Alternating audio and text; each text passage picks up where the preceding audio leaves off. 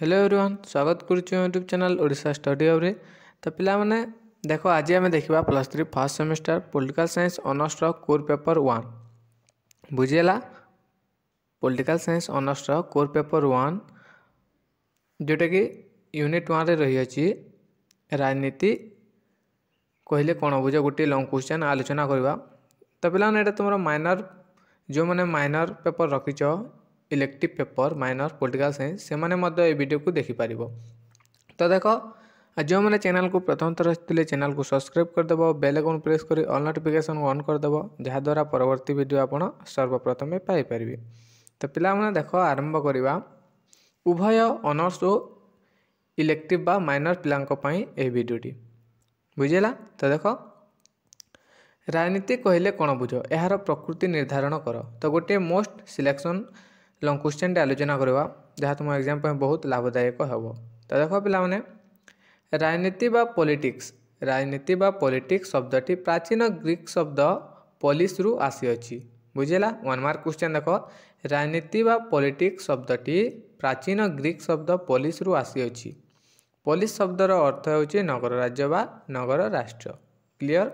Polish शब्दर अर्थ होची नगर राज्य बा नगर राष्ट्र मनला। तो देख नगर राष्ट्र आदिवासी मानक नागरिक कहुला। नगर राष्ट्र आदिवासी मानक नागरिक बोली कहुला। तो नागरिक माने प्रत्यक्ष भाव एकत्रित होई शासन संपर्कीय नीति निर्धारण करुथबारु सेमानंकर सही कार्य को राजनीति बा पॉलिटिक्स बोली कहुला।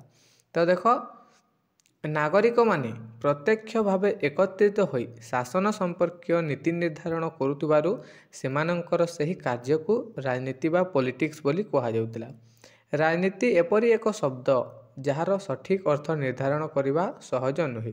तो राजनीति एपरी एक शब्द जार सठिक अर्थ निर्धारण बा निर्धारित करने सहज नुहे। साधारण जनता को ठारू आरंभ कर राजनीति विशारद माने यहाकू भिन्न भिन्न अर्थरे प्रकाश करछंती। तो साधारण जनता मानक ठारू आरंभ करी राजनीति विशारद माने यहाकू भिन्न भिन्न अर्थरे प्रकाश करछंती। तेणु राजनीतिर अर्थ बुझा कहले सेमानंक द्वारा प्रदत्त मतामत को विचार करने को आवश्यक। तो देखिबा प्रोफेसर डेविड ईस्टन को मतरी। तो प्रोफेसर डेविड ईस्टन से कहले राजनीति हेउची गोटे समाज पई मूल्य मानकर प्राधिकारिक बंटन सहित संपृक्त। तो से कहले प्रोफेसर डेविड ईस्टन राजनीति हेउची गोटे समाज पई मूल्य मानकर प्राधिकारिक बंटन सहित संपृक्त बुझेला। तो सेपरि लासुएल काप्लान को मतरे लासुएल काप्लान कहले राजनीति हेउची क्षमतार संरचना। राजनीति हेउची क्षमतार संरचना और सहभाग संपर्कीय अध्ययन। ठीक सेमती मिलर कहले राजनीति हेउची सामायिक विवाद और द्वंद्वर अध्ययन। तो यहाँ मन रख पिला माने जो भाषाविद माने निज निज मत देइछंती तो तांकर मत को तुम्हें मन रख। एटा निश्चित भाव में 1 मार्क 2 मार्क क्वेश्चन निश्चय आसी थाए। तो देख मिलर कहले राजनीति होची सामायिक विवाद और द्वंद्वर अध्ययन। सेपरि गार्नर कहिथिले समाजर दुई गोष्ठीर मध्य संघर्ष को राजनीति कहुए। समाजर जो दुई गोष्ठीर मध्य जो संघर्ष रही है ताहाको राजनीति बोली कहुए। यह गार्नर कहिथिले। क्लियर। तो ये आम देखा राजनीतिर प्रकृति। तो राजनीतिर कौन प्रकृति रही देखा। देख राजनीति विशारद मानक द्वारा प्रदान करा जायतिबा विभिन्न संज्ञा को समीक्षा कले राजनीतिर निम्नोक्त प्रकृति गुड़िक देखा मिलता।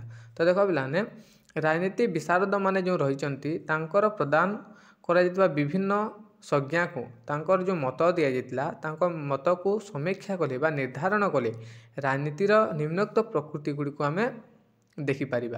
तो प्रथमे देखा आम देख राजनीति होची एक परिवर्तनशील विषय वस्तु। राजनीति होची एक परिवर्तन विषय वस्तु जहाँ समय परिस्थिति और परिवेशर परिवर्तन सहित राजनीति तार स्वरूप परिवर्तन करते। पारंपरिक राजनैतिक विशारद माने राजनीति को राष्ट्र और सरकार संबंधी अध्ययन करथुवा बेले आधुनिक राजनीति विशारद माने राजनीति को राष्ट्र और सरकार अध्ययन सीमित न रखी यहाकू क्षमता व्यवहार और व्यक्तिर आचरण सहित संश्लिष्ट करिसेंती। तो देख एटा बुझ पारंपरिक राजनीति विशारद माने जो पारंपरिक राजनीति विशारद मान रही राजनीति को राष्ट्र और सरकार संबंधी अध्ययन करुवा बेले आधुनिक राजनीति विशारद माने राजनीति को राष्ट्र और सरकार अध्ययन में सीमित न रखी यह क्षमता व्यवहार और व्यक्तिर आचरण सहित संश्लिष्ट करिसेंती। तो नेक्स्ट पॉइंट रही अछि देख राजनीतिर एक गुरुत्वपूर्ण उपादान होछि विवाद। राजनीतिर एक गुरुत्वपूर्ण राजनीतिर एक गुरुत्वपूर्ण उपादान होछि विवाद।